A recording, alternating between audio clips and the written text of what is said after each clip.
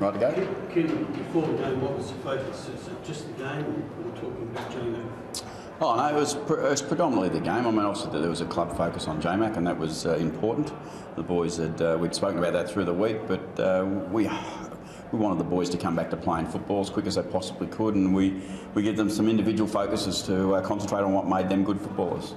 Do you think that start was inevitable because of the emotion that was later in the game? Yeah, it's a hard one, Michelangelo. It's you're not sure, are you? I mean, we hoped that the boys were ready to play. I think there's a bit of credit should be given to the Giants. I thought they were really good early. They got on top of us at the centre bounce and had some good run in their legs, and they hurt us a little bit early. But to our credit, we adjusted and we got back in control of the game a bit.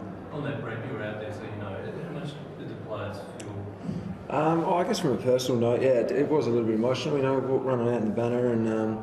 Obviously, reading it, seeing J-Mac's brothers and brother and sisters and that sort of stuff, it was a little bit emotional. But I think, like Kenny said, to the Giants' credit, they were really strong at the start and they were hard at the ball, and then from then we were able to sort of settle into the game, and I think a little bit of composure came into it and settled it down a bit. Did you have to bring it up at any time again at the breaks, or particularly at quarter time break, or did you just stay on that game message? Oh no, we just talked footy. We talked about the footy all the way through. Once the boys started, I think that was the important part, that we had to control football, and that was the number one thing that we focused on. And we went through the process because I've said before, I think that your behaviour will give you an outcome. And we certainly had to make sure that those things were right. So what do you think started to go right for you to get that 5-goal run in the second quarter? Oh, I think we just started winning some more ball, and we were a bit more aware of their outside spread on us, and we slowed them up a little bit from what they were able to do early. Which one of the two results gives you more pride, that one from last week or this one? I think, from what the boys went through this week, I think that this week was significant to be able to come out and get the result that we did. But as a club, I suppose we want to look at each round and say that we performed the way we should in each of those rounds and be happy with what we were able to deliver, and we were like that again tonight. Ken, there's that period in the third quarter, 6 or 7 points in a row. Did that give you some concern? It sort of kept the Giants in the game. Yeah, no, look, we'd certainly like to have converted our chances better, but it was a bit similar to the week before in the third quarter that, there was a 10-minute period where we were continually going at our goals but not putting the score on the scoreboard. So I think in that circumstances you'd like to think that eventually you're going to be able to straighten that up, but there is a risk with that, because if you don't and they go rolling down the other end and they score quickly against you, all your good work can get undone. But again, credit to the boys, they were able to get it done. Can you unlock the secret to Justin Westhoff? Sorry, I didn't get that. Have you unlocked the secret to Justin Westhoff? I don't know that I've unlocked his secret, but his performance tonight was outstanding. He was, again, we put Westy in all sorts of positions on the ground tonight, and he was still able to contribute as a forward, kick 5 goals too. I think what most blokes react to and respond to, I think, is knowing that they're capable and reinforcing the message to them that they are really high quality players and they're high quality people. And if he's that type of bloke, he will just do anything for this footy club. And I'm just pleased for him that he gets some reward. But he was just equally as valuable for us last week. Yes, he had a much better performance as far as the scoreboard went, but he was really valuable. He kicked 1-4 last week for us. Brett, what do you think about his consistency that you're finding now? It's not just those two premiership games, he was showing it in the pre-season as well. To have the word consistency and Justin Westhoff in the same sentence hasn't been a common thing recently. I think we could say that about the club, perhaps. We as a club need to demonstrate consistency, and that's Westy's one part of our team, and he's demonstrating that, as Brad has, as is Travis, the captain, right down to Jake and Ollie, our first gamers, and Kane Mitchell. They've all had to be consistent in their actions all the way through, and so far we've been able to do that really well. What do you think is different about Port this year during the game? During the games, I think that winning that contested ball, winning the tackling, and then also taking the game on a little bit more.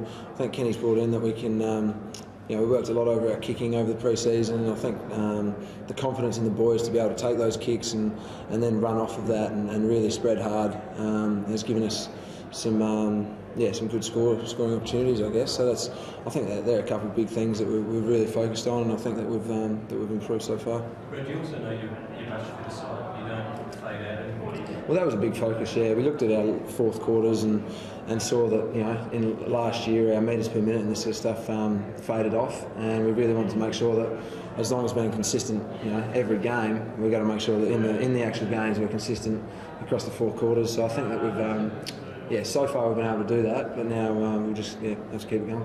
Just on that, that line we do at the ad, this team will never ever give up. Yeah. Is there times when you've listened to that, gee, I hope I've got that one right? Because it's a big statement to make. Yeah, no, it's a big statement. I think, look, there'll be games where it maybe looks like that we haven't performed the way we'd like, but I think this group, they're a group that are committed to doing what it takes and and what's right. I don't think there'll be ever a question in my mind that they'll ever give up.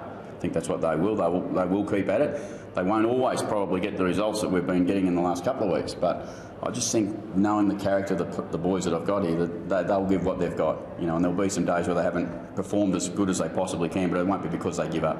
Can you tell us where Joe's shoes and where he stands fitness-wise? Yeah, no, he's just a little bit sore on the back of groin. I think it was sort of going through, but he was okay. We took him off in the 3rd quarter because we just didn't want to take that risk. We know we've got obviously 8 days now to come in next week, but we'll have to go through everything and see how he ends up. Tomorrow morning probably as much as anything. But there's nothing major. But there's something that made him a little sore tonight. And I think more than anything, the way he goes after the ball probably makes him sore. The way he lands sometimes. So he's got a little issue. Totally what it's going to be and how long it's going to be, I'm not sure. Yeah, Hamish was sore, obviously, and we didn't play much in the last quarter. Clearly had a whack in the back somewhere, and he's got a bruised back somewhere there. What the end result of that, the doctors were pretty confident that he was okay, but I said in the end, look, the game was under control. We didn't need to keep sending him out there.